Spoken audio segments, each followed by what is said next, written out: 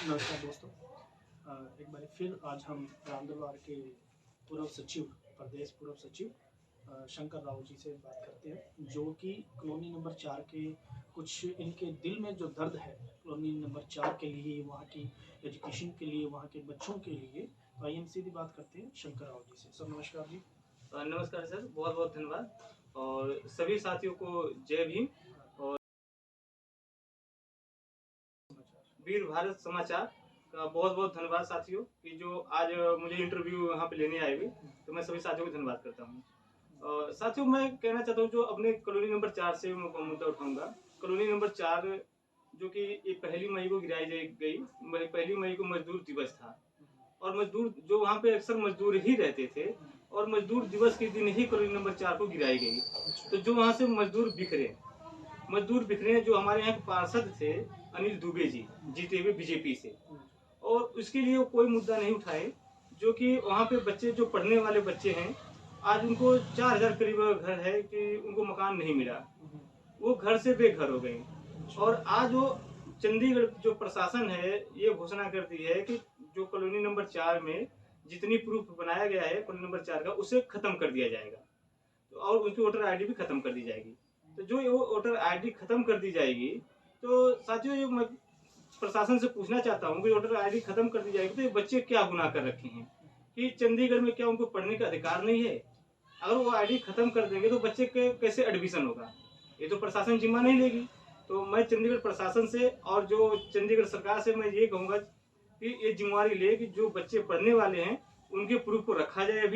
अभी उनको साल 2 साल 5 साल के टाइम दिया जाए जब तक वो।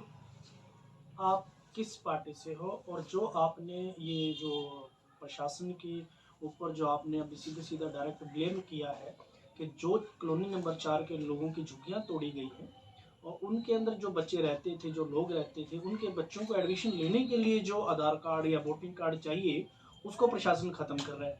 इस मुद्दे के ऊपर आपने या आपकी पार्टी ने किसी प्रकार का प्रोटेस्ट किया, कोई धरना दिया? हाँ बिल्कुल, हमारे जो उस समय के प्रदेश अध्यक्ष जो हमारे थे अब है नहीं, वो तो दूसरी पार्टियों में चले गए। तो उन्होंने प्रशासन में लेटर भी लिख के डीसी ऑफिस में जमा किए थे, लेकिन उसकी कोई सुनवाई नहीं हुई। तो जो प्रशासन पे हमारे जो बीजेपी सरकार है, यहाँ पे चंडीगढ़ में बीजेपी सरकार है, उनके पार्षद भी हैं। तो जो यहाँ के जो बच्चे, सबसे बड़ी बात है वो बच्चे पढ़ेंगे कहाँ जब यहाँ पे बगैर प्रूफ पे एडमिशन नहीं होता है। जब तक आईडी नहीं रहेगी किसी बच्चे का एडमिशन नहीं हो सकता है। तो अब जो लोग किराए पर रहते हैं, जो कमरा मालिक है वो तो अब आईडी बनाने नहीं देगा, तो बच्चे वो एडमिशन भी नहीं करवा पाएंगे। तो जो यहाँ की सरकार है, प्रशासन है, मैं उनसे ही रिक्वेस्ट करना चाहूंगा कि जो बच्चे हैं उनको पढ़ने के अधिकार दिया जाए। और वो किस तरह निर्णय लेती है सरकार, चंडीगढ़ सरकार, वो अपने आप में डिस्कस करे कि जो आईडी है उसे खत्म अभी ना करे। तो जो अभी प्रशासन के थ्रू जो 4 नंबर कॉलोनी के जो आईडी कार्ड या आधार कार्ड, वोटिंग कार्ड जो रद्द करने की बात की गई है, इसका आपके पास कोई प्रूफ है? किसी अखबार में, किसी मीडिया के थ्रू ये आया है?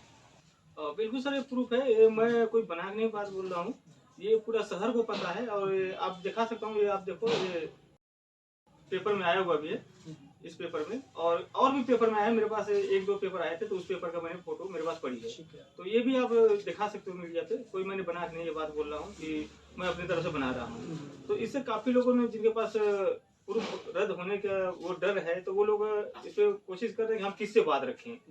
क्योंकि वहां से जब वोटर कार्ड ही आप खत्म करने की बात कर रहे हो, तो अपनी बात रखेंगे किससे रखेंगे?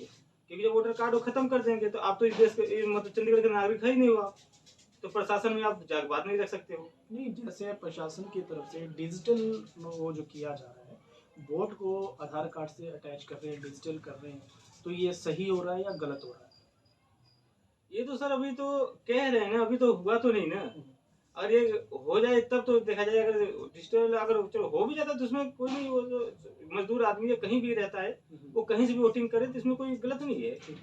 मजदूर आदमी वोट डालने के लिए यहाँ से यूपी जाना पड़ता है, बिहार से बिहार जाना पड़ता है, मध्य प्रदेश, लोग अलग अलग जाते हैं। अगर वो हो जाए तो कोई गलत नहीं है। सर मैं तो चंडीगढ़ में रहता हूँ, तो चंडीगढ़ की ही बात करूंगा। और चंडीगढ़ में मैं ये देख रहा हूँ कि मैं इंडी स्टेडियम में खुद जॉब करता हूँ। तो चंडीगढ़ में मैं खुद ही देख रहा हूँ कि जो इंडी स्टेडियम जहाँ 15 बंदे काम करते थे, जहाँ 50 बंदे काम करते थे, आज उनके पास किसी के पास 5 बंदे टिके हुए हैं, किसी के पास 6 बंदे टिके हुए हैं। तो मतलब इस सरकार में अगर सबसे ज्यादा कोई मारा जा रहा है तो मजदूर ही व्यक्ति मारा जा रहा है, क्योंकि इंडी स्टेडियम में काम है नहीं। और मैं इंडी स्टेडियम रह रहा हूँ तो मैं इंडी स्टेडियम की बात कर सकता हूँ। बाकी जब क्योंकि जो उधर से यूपी से, बाहर से, मध्य प्रदेश, झारखंड, कहाँ से आते हैं लोग, तो ज्यादा इंडी स्टेडियम में ही काम करते हैं, फैक्ट्री में काम करते हैं, कंपनियों में। तो कंपनियों में काम ही नहीं है तो मालिक कहाँ से रखेगा? तो काम तो है ही नहीं सर। अच्छा, तो ये रोजगार की बात है, तो महंगाई को किस तरीके से देखते हो? महंगाई की तो सर, जब काम ही नहीं है, काम है नहीं, और महंगाई तो आप जैसे तेल के आप देख रहे हो किसी सब कांग्रेस सब, यही मेरे को एक बात याद आ गई। जब कांग्रेस की सरकार थी तो यही बीजेपी के लोगों ने रिक्शा भी चलाया करते थे कि तेल को सस्ता किया जाए, तेल सस्ता किया जाए। आज वो खुद तेल इतनी महंगा कर दिए और खुद ही ने इसकी आवाज उठा रहे हैं। कोई मिट्टी के तेल हो गया, सॉरी डीजल हो गया, पेट्रोल हो गया, और इसके बाद क्या बोलते हैं कि अब सरसों का तेल हो गया, और इसके अलावा और भी राशन जैसे दाल चावल जो है, ये तो मजदूरों के लिए ना। जो पेट्रोल अगर महंगा होगा तो हमसे मजदूरों से उतनी नहीं फर्क पड़ता है, क्योंकि मजदूर नहीं इतनी चलाता है गाड़ी। लेकिन जो घर में करते हैं, गैस हो गया, अब कहाँ 30 उस समय 350 से गैस इन्होंने शुरू किया, आज 1100 के करीब पहुंचा दिया। तो सबसे ज्यादा अगर सरकार में मारी जा रही है तो मजदूर और गरीब मारे जा रहे हैं सर।